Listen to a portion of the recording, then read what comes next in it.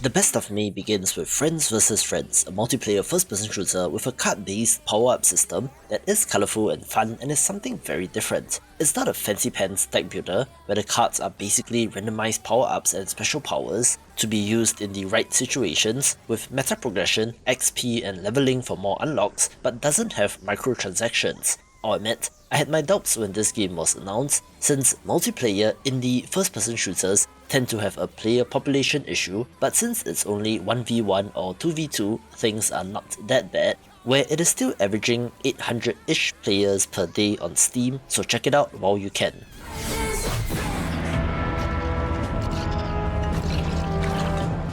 The endless stream of Vampire Survivors clones continues on 6 months into 2023, where what is old is new again with Halls of Torment, one with a decidedly throwback retro look, being similar to Diablo 1, and got some attention because of that. You know the drill by now. Use your attacks and abilities to destroy swarms of enemies while gaining currency to get more powerful from run to run, where the quest-based meta progression system and variety are the main highlights.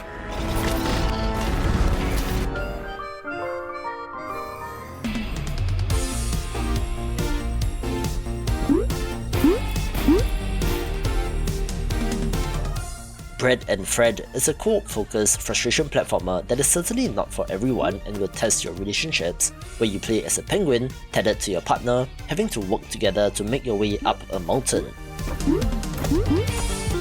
It is such an adorable game with funny characters and light-hearted writing, with fun cosmetics as well, where it can be very challenging to make your way up the mountain, compounded by the heartache of falling down.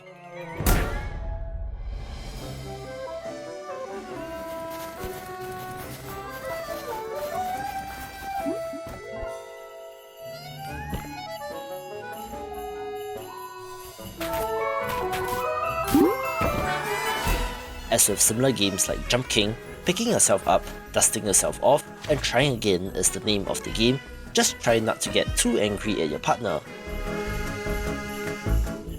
In case you don't have one, you're able to play solo with a rock as a companion, but it is definitely designed with co-op in mind, so if you want to attempt something challenging, give this a go.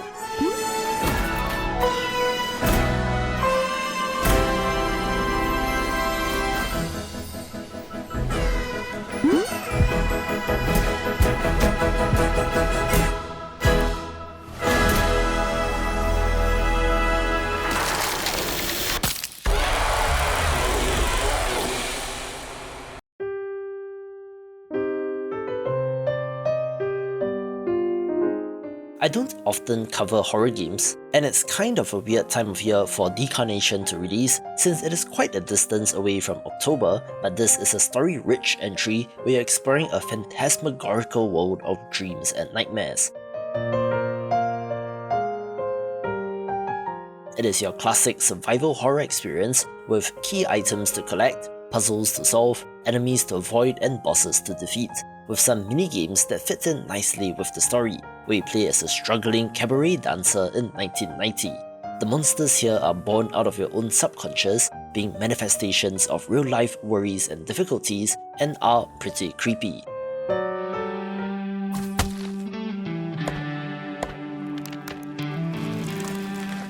Above Snakes is an interesting title that exists in the intersection between several games, and while it bills itself as a survival game, it is not punishing like Don't Starve, but is also not cozy and chill like a farming sim, but rather lies somewhere in the middle, although it does lean more on the easy end of things.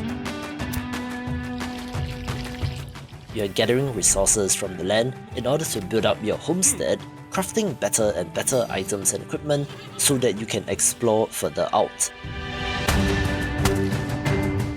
However, it is well put together with the compelling gameplay loop where, refreshingly, this is not an early access game and can be completed.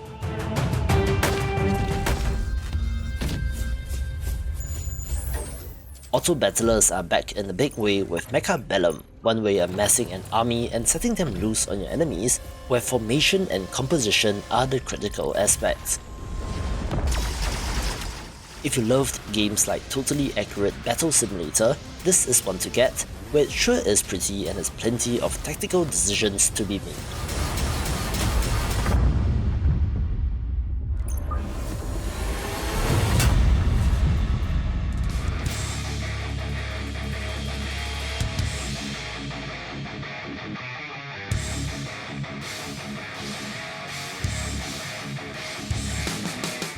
The boomer shooter HROT is very brown, evidently, but it's a fast-paced, throwback title that is well put together, set in Czechoslovakia in 1986 after an unspecified disaster. The most common comparison that I have seen to this game is Quake, and does seem to be geared for a very specific audience in that if you grew up with those classics, this should bring you right back. However, if you prefer more modern offerings of this genre, this might not be for you, but I would still recommend giving this a go.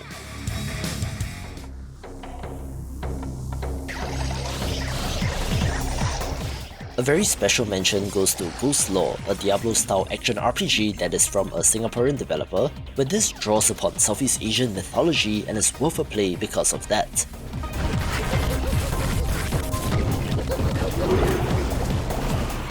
Sure, Diablo 4 may be grabbing all the headlines, but this title from an indie developer stands on its own, with the familiar screen-filling attacks and interesting character class variety.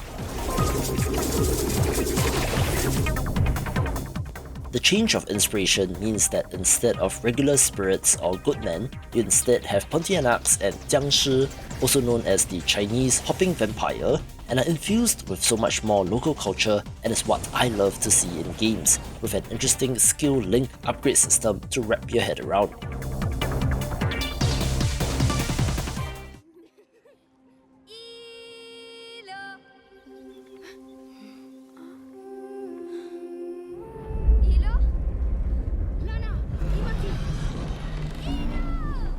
This next title is one of the most gorgeous games that I have come across, where just gaze upon the opening shots of this trailer and you can already see its beauty. Planet of Lana is a self-described off-world odyssey, being an epic sci-fi saga that stretches across centuries and galaxies, with an emotional story to tell alongside the beautiful visuals. In terms of gameplay, this will not blow you away, being similar to games like Limbo, Inside, or Far Lone Sails, where in a nutshell, you are moving from left to right with a number of puzzles to solve as you move from one area to the next. Still, it is beautifully done and probably takes the crown for this type of game in 2023.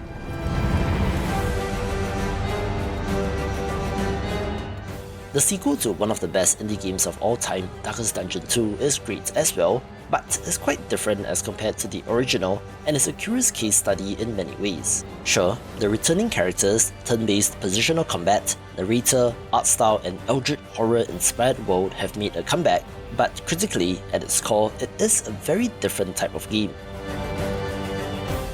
Rather than having a Hamlet to upgrade, you are instead powering up your heroes, where it is possible to grind it out and to get overpowered due to these upgrades, which on one hand means that more people will be able to complete this game, but on the other, undermines the more challenging nature of the original, but I think that it is still very well made and is worth a play with more of the best RPG titles here.